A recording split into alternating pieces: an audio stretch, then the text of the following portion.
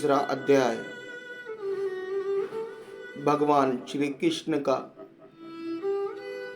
प्रकट है। श्री सुखदेव जी कहते हैं, जैसे अंतःकरण शुद्ध होने पर उसमें भगवान का आविर्भाव होता है, श्री कृष्ण अवतार के अवसर पर भी ठीक उसी प्रकार समष्टि की शुद्धि का वर्णन किया गया है। इसमें काल, दिशा, पृथ्वी, जल, अग्नि, वायु, आकाश, मन और आत्मा, इन 9 द्रव्यों का अलग अलग नामोल्लेख करके साधक के लिए एक अत्यंत उपयोगी साधन पद्धति की ओर संकेत किया गया है। काल के बारे में सुनो। भगवान काल से परे हैं। शास्त्रों और सत्य पुरुषों के द्वारा ऐसा निरूपण सुनकर काल मानो क्रुद्ध हो गया था और रुद्र रूप धारण करके सबको निगल रहा था। आज जब उसे मालूम हुआ कि स्वयं परिपूर्णतम भगवान श्री कृष्ण मेरे अंदर अवतीर्ण हो रहे हैं, तब वह आनंद से भर गया और समस्त सद्गुणों को धारण कर तथा सुहावना बनकर प्रकट हो गया।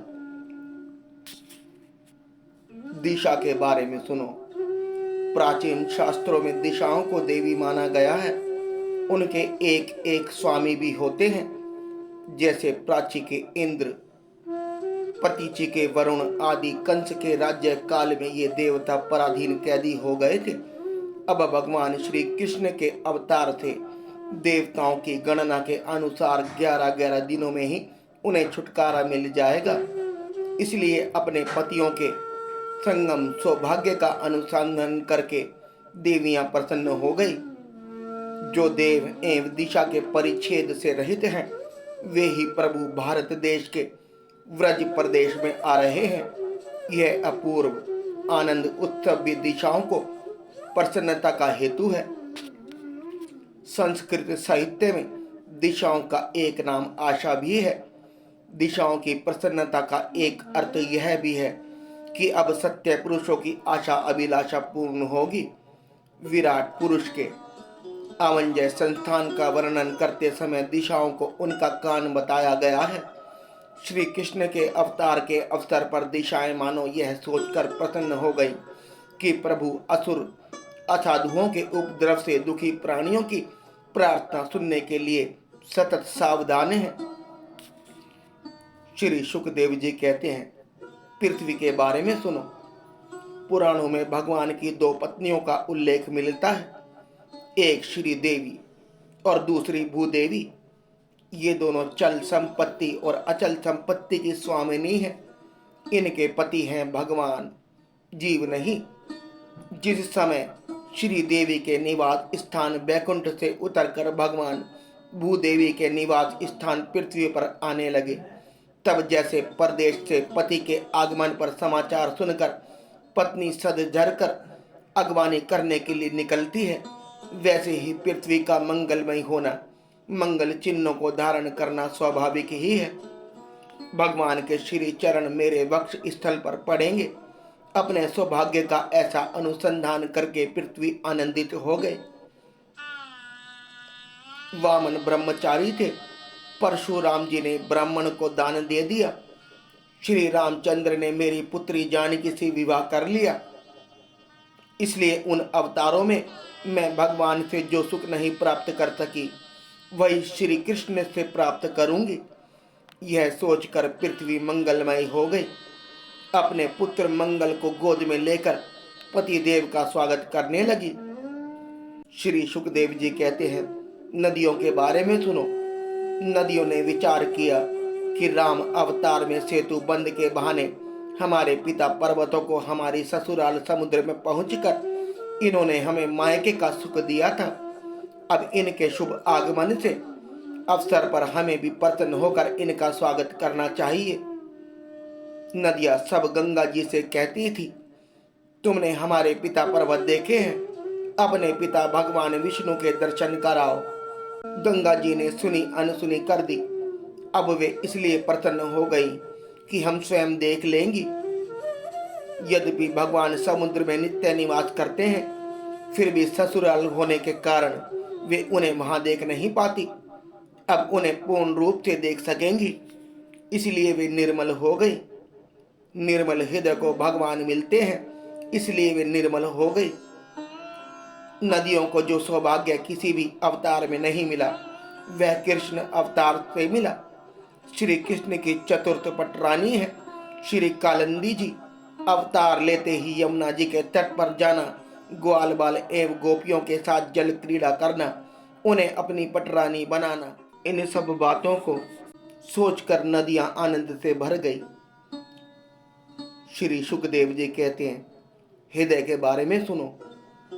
कालिया दमन करके कालिया देह का शोधन, ग्वाल बालों और अक्रूर को भ्रम हृदय में ही अपने स्वरूप के दर्शन आदि स्वसंबंधी लीलाओं का अनुसंधान करके हृदय ने कमल के बहाने अपने प्रफुल्लित हृदय को ही श्री कृष्ण के प्रति अर्पित कर दिया।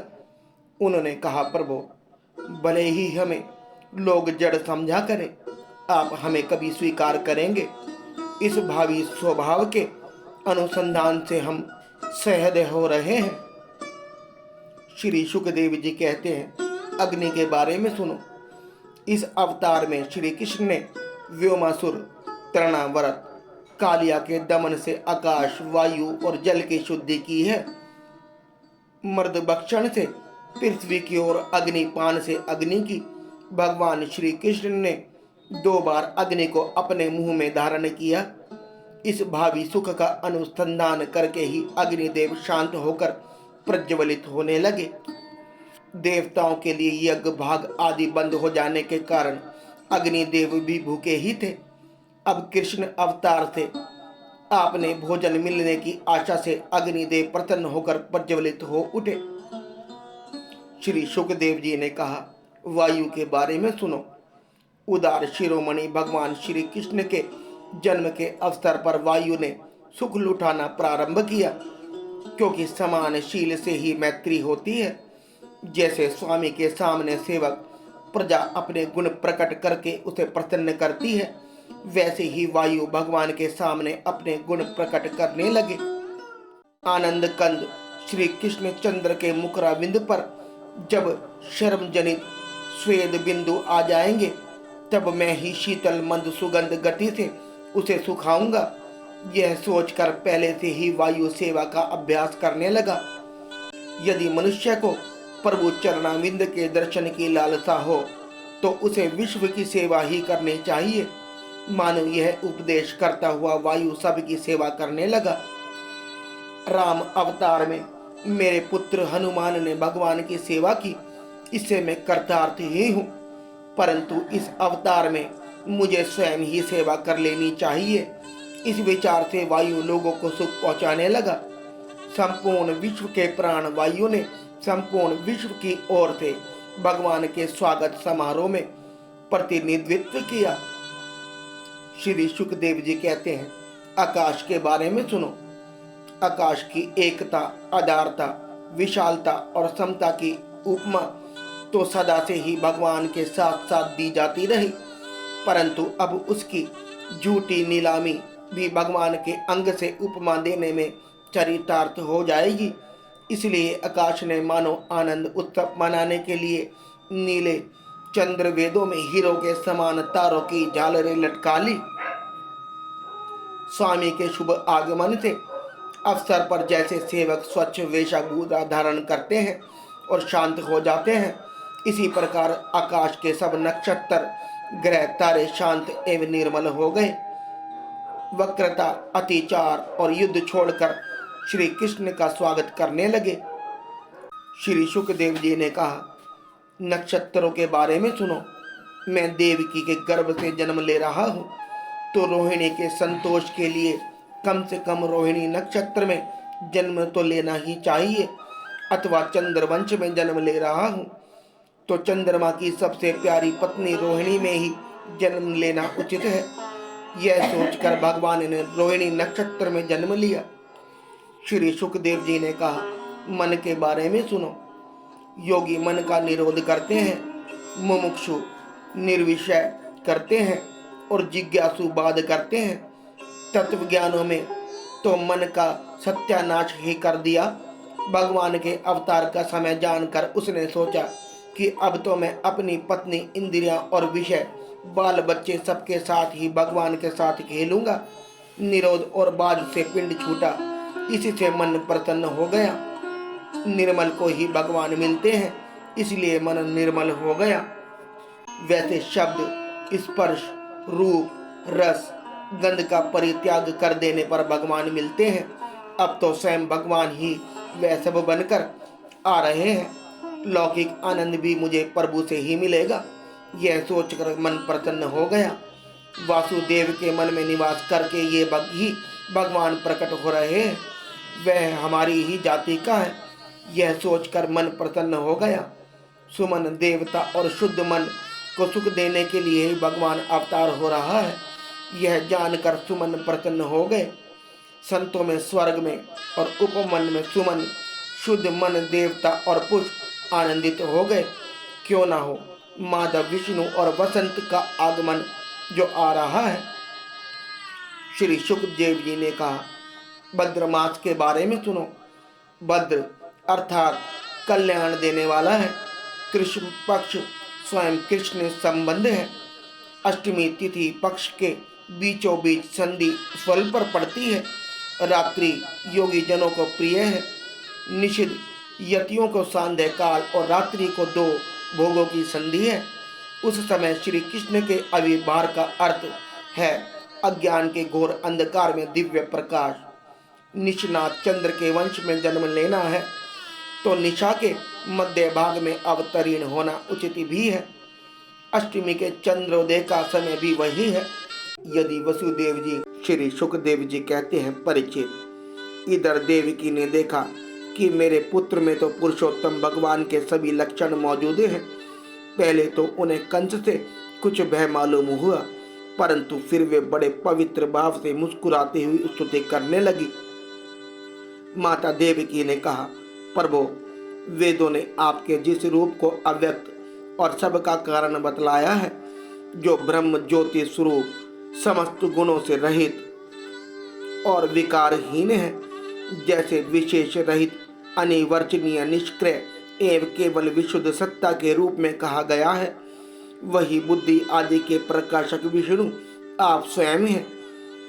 जिस समय ब्रह्मा की पूरी आयु दो प्रार्थ समाप्त हो जाते हैं, काल शक्ति के प्रभाव से सारे लोक नष्ट हो जाते हैं, पंच महाभूत अहंकार में अहंकार, महतत्व में महत्व, प्रकृति में लीन हो जाता है, उस समय एकमात्र आप ही शेष रह जाते हैं। इसी से आपका एक नाम शेष भी है। प्रकृति के एकमात्र सहायक प्रभु, निमेष से लेकर वर्ष पर्यंत अनेक विभागों में विभक्त जो काल है, जिसकी चेष्टा से यह संपूर्ण विश्व सचेष्ट हो रहा है और जिसकी कोई सीमा नहीं है, वह आपकी लीला मात्र है। आप सर्वशक्तिमान और परम कल्याण के आश्रय हैं। मैं आपकी शरण लेती हूँ। प्रभु, यह जीव मृत्युग्रस्त हो रहा है। यह मृत्यु रूप कराल व्याल से भयभीत होकर संपूर्ण लोकांतरों में भटकता रहा है, परंतु इसे कभी कहीं भी ऐसा स्थान न मिल सका जहाँ यह निर्भय होकर रहे। आज बड़े भाग्य से इसे आपके चरण वंदियों की शरण मिल गई, अतः अब यह स्वस्थ होकर सुख की नींद सो रहा है। औरों की तो बात ही क्या, स्वयं मृत्यु भी इससे भयभीत होकर भाग गई है। प्रभु, आप है भक्त भयहारी और हम लोग इस दुष्ट कंस से बहुत ही भयभीत हैं, अतः आप हमारी रक्षा कीजिए। आपका यह चतुर्भुज दिव्य रूप ध्यान की वस्तु है। इसे केवल मांस मज्जामय शरीर पर ही दृष्टि रखने वाले देह अभिमानी पुरुषों के सामने प्रकट मत कीजिए। मधुसूदन, इस पापी कंस को यह बात मालूम न हो कि आपका जन्म मेरे गर्भ से हुआ है। मेरा धैर्य टूट रहा है। आपके लिए मैं कंस से बहुत डर रही हूँ। विश्वात्मन, आपका यह रूप अलौकिक है। आप शंख, चक्र, गदा और कमल की शोभा से युक्त अपना यह चतुर्भुज रूप छिपा लीजिए। प्रलय के समय आप इस संपूर्ण विश्व को अपने शरीर में वैसे ही स्वाभाविक रूप से धारण करते हैं जैसे कोई मनुष्य अपने शरीर में रहने वाले छिद्र रूप को, आकाश को। वही परम पुरुष परमात्मा आप मेरे गर्भवासी हुए।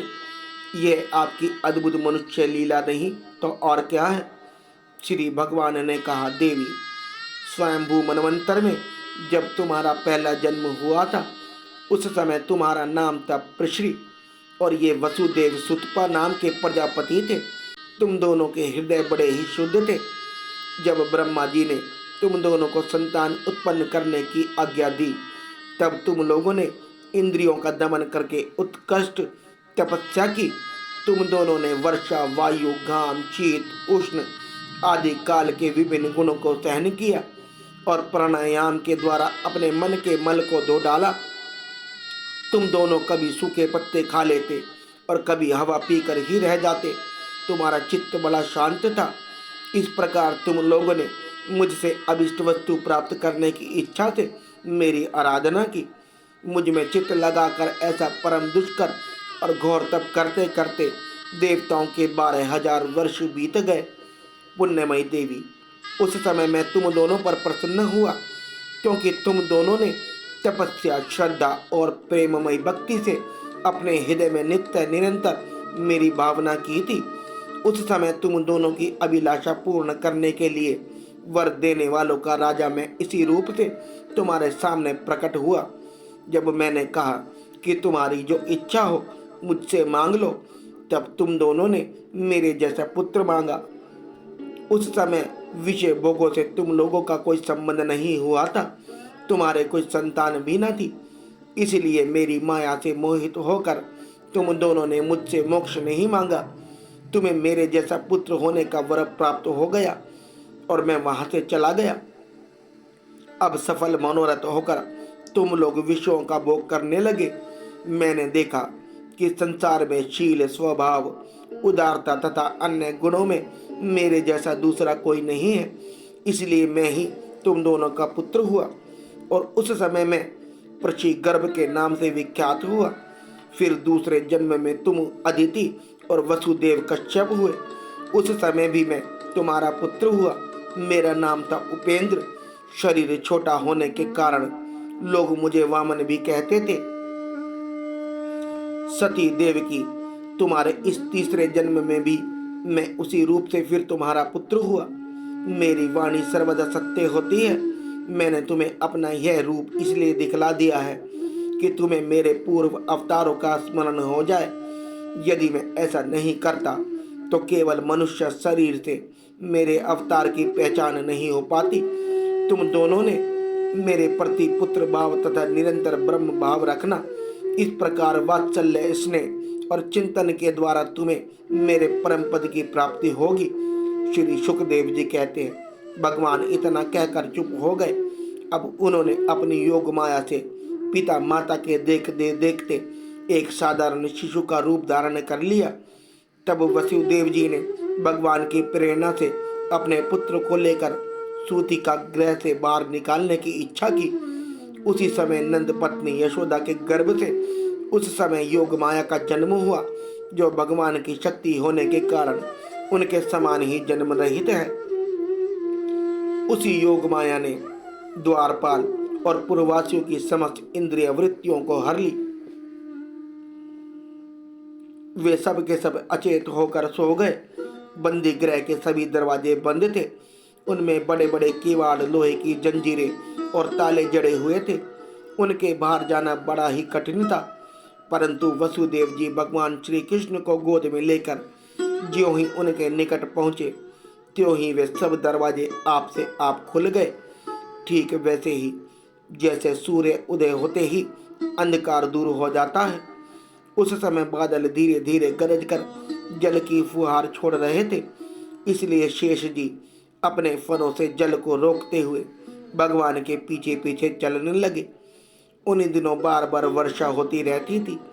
इसमें यमुना जी बहुत बढ़ गई थी।